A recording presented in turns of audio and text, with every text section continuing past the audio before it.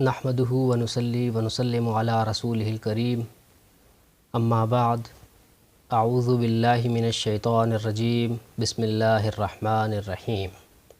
وہ شخص جب یوسف علیہ السلام کے پاس آیا اور اس نے آ کر بادشاہ کا سارا خواب سنایا اور کہنے لگا کہ آپ مجھے اس خواب کی تعبیر بتائیں، تو یوسف علیہ السلام نے اس سے کسی قسم کا شکوہ یا شکایت نہ کیا کہ میں نے تم سے کہا تھا کہ جب تم رہا ہو کر جاؤ تو بادشاہ کے پاس میرا ذکر کرنا، لیکن تم نے نہیں کیا، بلکہ آپ نے یہاں بھی صبر کے دامن کو پکڑے رکھا اور بغیر کسی روک ٹوک کے یا بغیر کسی تاخیر کے اس کو اس کے بتائے ہوئے خواب کی تعبیر بتا دی۔ آپ نے جو تعبیر بتائی وہ تو اس طرح تھی کہ آنے والے 7 سال تم اپنے معمول کے مطابق کھیتی باڑی کرو گے، بارشیں ہوں گی اور فصلیں ہوں گی، لیکن اس کے بعد جو 7 سال آنے والے ہیں وہ سخت قحط کے سال ہوں گے، اور اس کے بعد جو 8واں سال یعنی جو 15واں سال ہوگا اس میں پھر دوبارہ بارشیں ہوں گی اور قحط سالی ختم ہو جائے گی۔ لیکن آپ نے خواب کے ساتھ ساتھ اس قحط سے نمٹنے کا طریقہ بھی بتا دیا۔ تو قرآن نے آپ کی اس بتائی ہوئی تعبیر کو اور ان قحط کے 7 سالوں سے نمٹنے کے حل کو اس طرح سے بیان کیا ہے۔ قرآن فرماتا ہے قال تزرعون 7 سنین دأبا فما حصدتم فذروه في سنبله الا قلیلا مما تأکلون۔ یوسف علیہ السلام ارشاد فرمانے لگے کہ تمہاری خواب کی تعبیر کا پہلا حصہ تو یہ ہے کہ آنے والے جو 7 سال ہیں اس میں تم اپنے معمول کے مطابق مسلسل کھیتی باڑی کرو گے، بارشیں ہوں گی اور اللہ تبارک و تعالیٰ تمہیں فصل دیں گے۔ خواب کا دوسرا حصہ بتانے سے پہلے کہ جس میں قحط سالی کا ذکر ہے، آپ نے حل بتا دیا کہ اس قحط سالی سے نمٹنا کیسے ہے۔ تو یہ کیسا پیارا انداز تھا یوسف علیہ السلام کا کہ تعبیر میں جو بات بری تھی اس کو بتانے سے پہلے اس کا حل بتا دیا۔ آپ فرمانے لگے کہ ان 7 سالوں میں جو کھیتی باڑی تم کرو گے تو ایسے کرنا کہ صرف ضرورت کے مطابق فصل لے لینا اور باقی فصل کو اپنے خوشوں ہی میں رہنے دینا اور اسے خوشوں سے باہر مت نکالنا۔ ابن عادل حنبلی رحمہ اللہ لکھتے ہیں کہ لِتَكُونَ أَبْقَىٰ عَلَى الزَّمَانِ وَلَا تَفْسُدُ، کہ یہ جو آپ نے ارشاد فرمایا کہ ان کو خوشوں میں رہنے دینا، تو آپ فرماتے ہیں کہ یہ زراعت کے اصولوں میں سے ایک اصول ہے کہ جب فصل کو اس کے خوشوں میں رہنے دیا جائے تو وہ ایک لمبا عرصہ تک رہ سکتی ہے، سروائیو کر سکتی ہے اور اس کے بعد وہ کام آ سکتی ہے۔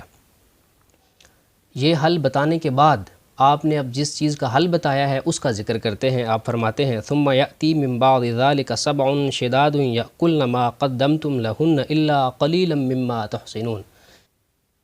آپ فرمانے لگے کہ ان 7 سالوں کے بعد پھر اتنے سخت قحط سالی کے 7 سال آئیں گے کہ جو کچھ تم نے جمع کر رکھا ہوگا ان 7 سالوں میں تو وہ آنے والے قحط کے جو 7 سال ہیں وہ سارا کچھ کھا جائیں گے، الا قلیلا مما تحصنون، لیکن تھوڑا بہت بچ جائے گا۔ تو اب آپ نے ان کو جو پوری بات بتائی وہ اس طرح تھی کہ اگلے 7 سال معمول کے مطابق کھیتی باڑی ہوگی تو تم اس طرح کرو کہ تم جو فصل حاصل کرو اس میں سے ضرورت کے مطابق لیتے رہو اور باقی فصل کو خوشوں میں ہی رہنے دو۔ پھر اس کے بعد 7 سال آئیں گے جن میں اتنی سخت قحط سالی پڑے گی کہ جو کچھ تم نے ان پہلے 7 سالوں میں جمع کیا ہوا ہوگا وہ سب کچھ وہ کھا جائیں گے، الا قلیلا مما تحصنون، لیکن تھوڑا سا باقی رہ جائے گا۔ اس کے بعد آپ ارشاد فرمانے لگے ثم یأتی من بعد ذلك عام فیہ یغاث الناس وفیہ یعصرون۔ آپ فرمانے لگے کہ یہ 15 سال گزر جانے کے بعد، یعنی 7 سال پہلے معمول کی کھیتی باڑی، اس کے بعد 7 سال جو قحط کے ہوں گے، اور پھر ان کے بعد جو 15واں سال آئے گا اس میں اللہ تبارک و تعالیٰ بندوں پر احسان فرمائیں گے اور خوب بارشیں عطا کریں گے اور اتنی زیادہ خوشحالی ہوگی کہ وفیہ یعصرون کہ لوگ تازہ پھلوں کا رس نچوڑیں گے۔ مطلب یہ ہے کہ ہر طرف بہار آ جائے گی۔ اب آپ نے مختصر سے انداز میں اس کی جو خواب تھی اس کی ساری تعبیر بھی بتا دی اور تعبیر میں جو حادثہ رونما ہونے والا تھا اس کا حل بھی بتا دیا۔ یہاں میں ایک بات عرض کرتا چلوں کہ اسلام ہماری دنیاوی زندگی کی بہتری اور پراسپیرٹی کا ضامن ہے۔ شرط یہ ہے کہ اسلام کو اپنی زندگی میں آنے تو دیا جائے۔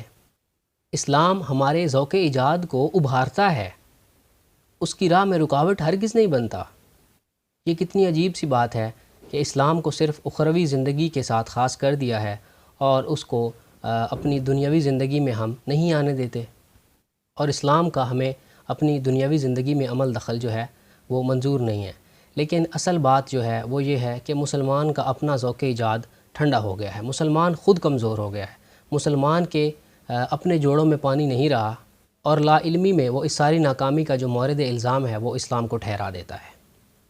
بے شک اسلام کا بنیادی مقصد یہی ہے کہ انسان کے رشتہ کو خدا کے ساتھ مضبوط اور استوار کیا جائے، لیکن اسلام نے ہمیں دنیاوی زندگی کی بہتری سے متعلق بہت جامع نظریے عطا کیے ہیں۔ اب آگے تحقیق کرنا اور میدان ایجاد میں فتح کے علم لہرانا، یہ تو ہم مسلمانوں کی ذمہ داری تھی۔ میں آپ سے پوچھتا ہوں، کیا اللہ تعالیٰ نے یوسف علیہ السلام کا یہ سارا قصہ ذکر کر کے ہم مسلمانوں کو یہ بات نہیں سمجھائی کہ مسلمانوں تمہاری زراعت کا شعبہ اتنا مضبوط ہونا چاہیے کہ تم 7 سالوں میں حاصل کی ہوئی فصل 14 سال تک اپنی قوم کو کھلا سکو؟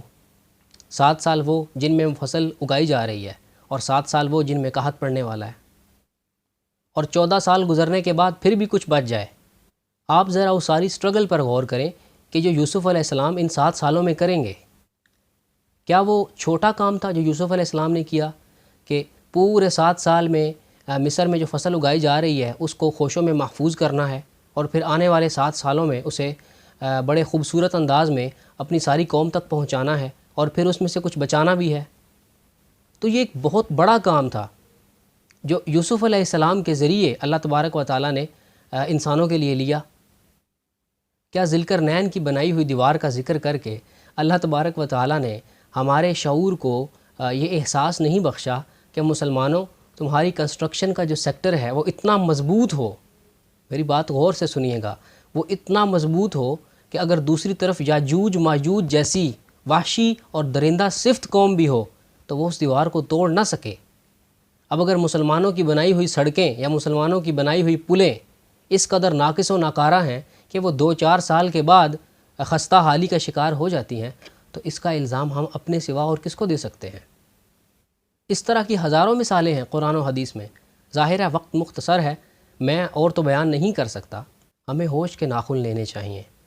ہمیں من حیث القوم اور من حیث الفرد اب اپنا احتساب کرنے کی ضرورت ہے۔ ہمیں سوچنے کی ضرورت ہے کہ ہم کن اسلاف کی نسل میں سے ہیں، ہمارے باپ دادا کیا تھے اور آج ہم کیا ہیں۔ جب تک ہم اپنا احتساب نہیں کرتے، ہم اپنے شعور کو بیدار نہیں کرتے، ہم اپنے ماضی سے سبق نہیں لیتے، تب تک یہ سلسلہ ایسے ہی چلتا رہے گا۔ ہم ناکامیوں کے گڑھوں میں بیٹھ کر اپنی محنت کے بلبوتے پر ترقی کرنے والی قوموں کو حسرت بھری اور للچائی ہوئی نظروں سے دیکھتے رہیں گے اور احساس کمتری کا شکار ہوتے رہیں گے۔ ہمیں شرم آنی چاہیے جب ہم دوسری قوموں کے کارناموں کا ذکر کرتے ہیں کہ وہ یہ کرتے ہیں، وہ کرتے ہیں۔ ہمیں اس وقت خود سے یہ پوچھنا چاہیے کہ کیا ہم انسان نہیں ہیں؟ کیا ہمارے اندر عقل و شعور کا مادہ نہیں ہے؟ اگر ہے تو پھر ہم وہ سب کچھ کیوں نہیں کر سکتے جو وہ کرتے ہیں؟ ہمیں اب خود سے یہ سوال کرنا ہوگا، ہمیں اب یہ جواب تلاش کرنا ہوگا۔ ہمارے نوجوانوں کو اب اس راز کی تلاش کرنا ہوگی۔ ہمیں وہ عنصر ڈھونڈنا ہوگا جو ہمارے پیروں کی بیڑی بنا ہوا ہے اور ہمیں کسی بھی جگہ ترقی سے ہمکنار نہیں ہونے دیتا۔ کیا ہمارا مقصد صرف حرام خوری ہے؟ کیا ہمارا مقصد صرف بے ایمانی ہے؟ کیا ہمارا مقصد صرف ناانصافی ہے؟ کیا دنیا جہان میں صرف ہم ہی وہ رہ گئے ہیں کہ جنہوں نے تمام ضلالتیں اور صعوبتیں اپنے سر پر اٹھا کر چلنا ہے؟ جان ایلیا نے کیا خوب کہا تھا کہ ہم 1000 برس سے تاریخ کے دسترخوان پر صرف حرام خوری کر رہے ہیں اور اس کے علاوہ کچھ بھی نہیں کر رہے۔ افسوس کا مقام ہے کہ جس قوم کو دنیا کی امامت سے نوازا گیا تھا وہ آج اپنے کرتوتوں کی وجہ سے ناکامی کے آخری درجہ میں ہے۔ یہ موضوع اتنا حساس ہے کہ خون رونے کو دل کرتا ہے۔ اب تو یہ جملہ کہتے ہوئے بھی شرم آتی ہے کہ اللہ بہتر کرے گا۔ اللہ ہم جیسی قوم کے ساتھ بہتر کیسے کر سکتا ہے؟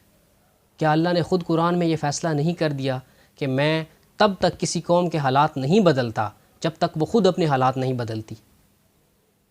کیا ہم جب یہ جملہ بولتے ہیں کہ اللہ بہتر کرے گا یا اللہ وارث ہے، تو کیا ہم اس سے مراد یہ لیتے ہیں کہ ہم تو یہاں لیٹے ہوئے ہیں، ہمارے حصہ کے جو کام ہیں وہ اللہ خود کر لے؟ کیا ہم یہی مراد نہیں لیتے؟ کیا ہمارا رویہ ان بنی اسرائیلیوں سے کسی کم درجے میں ہے جنہوں نے موسیٰ سے کہا تھا کہ اے موسیٰ جاؤ تم اور تمہارا خدا کافروں سے لڑ لو، جب فتح کر لو تو ہمیں بتا دینا، ہم آ جائیں گے۔ جہاد ہم نہیں کریں گے، لیکن جب بھی مال غنیمت کی بات آئے گی تو لائن میں ہم بھی لگے ہوئے ہوں گے۔ اللہ ہمارے حالات تب ہی بہتر کرے گا جب ہم اٹھ کر ہمت کریں گے، حوصلہ کریں گے، محنت کریں گے، اپنے ماضی سے سبق لیں گے اور کی ہوئی غلطیاں دوبارہ نہیں دہرائیں گے اور اپنے مستقبل کے ساتھ مخلص ہو کر جڑ جائیں گے۔ اس وقت اللہ ہمارے حالات بہتر کرے گا، ورنہ اس سے پہلے یہ ساری محض طفل تسلیاں ہیں اور ان کی دیگر کوئی حیثیت نہیں ہے۔ وہ بندہ خواب کی تعبیر سننے کے بعد بادشاہ کے پاس واپس گیا اور اس نے جا کر خواب کی تعبیر بھی بتائی اور ساتھ یہ بھی بتایا کہ وہ شخص یہ بھی کہہ رہا ہے کہ اس قحط سے بچنے کا اور اس قحط سے نمٹنے کا یہ طریقہ ہے۔ بادشاہ نے جب یہ ساری بات سنی تو وہ حیران ہوا کہ یہ شخص کون ہے کہ جس نے میری اس خواب کی تعبیر بتائی ہے، کہ جس کی تعبیر بتانے سے میرے درباری نجومی اور کاہن جو تھے وہ عاجز آ گئے تھے، اور صرف اتنا ہی نہیں اس نے ساتھ یہ بھی بتا دیا ہے کہ اس قحط سے نمٹا کیسے جائے گا۔ تو بادشاہ کہنے لگا وقال الملک ائتونی بہ فلما جاءہ الرسول قال ارجع الى ربک فاسألہ ما بال النسوة اللاتی قطعن ایدیہن ان ربی بکیدہن علیم۔ بادشاہ کہنے لگا ائتونی بہ، کہ ایسے سمجھدار انسان کو تو تم میرے پاس لے کر آؤ، وہ جیل میں کیا کر رہا ہے؟ فلما جاءہ الرسول قال ارجع الى ربک فاسألہ ما بال النسوة۔ بادشاہ کا پیغام رسندہ یہ پیغام لے کر یوسف علیہ السلام کے پاس گیا کہ بادشاہ آپ کو اپنے دربار میں طلب کر رہا ہے۔ آپ فرمانے لگے ارجع الی ربک، فرمانے لگے نہیں میں اس طرح باہر نہیں آؤں گا، تم اپنے بادشاہ کے پاس واپس لوٹ جاؤ اور اسے جا کر کہو کہ یوسف یہ کہہ رہا ہے فاسألہ ما بال النسوة اللاتی قطعن ایدیہن، کہ ان عورتوں کی تحقیق کرو جنہوں نے اپنے ہاتھ زخمی کیے تھے، ان سے یہ پوچھو کہ کیا زلیخا نے ان کے سامنے اس بات کا اقرار نہیں کیا تھا کہ میں نے یوسف کو پھسلانا چاہا ہے لیکن یوسف کا دامن بالکل صاف ہے۔ ان ربی بکیدہن علیم، میرا رب ان کے اس مکر و فریب کو خوب جانتا ہے۔ تو آپ نے انکار کر دیا کہ میں اس طرح باہر نہیں آؤں گا، اگر میں اسی طرح باہر آ گیا تو جو جھوٹا داغ میرے دامن پر لگا ہوا ہے وہ لگا رہ جائے گا، اس لیے پہلے تم تحقیق کرو اور حق کو لوگوں کے سامنے لے کر آؤ، اس کے بعد میں جیل سے باہر آؤں گا۔ اب اس کے بعد بادشاہ نے ان عورتوں سے کیا پوچھا اور ان عورتوں نے کیا جواب دیا، یہ انشاءاللہ ہم کل آیت نمبر 51 سے پڑھیں گے۔ وما علینا الا البلاغ المبین۔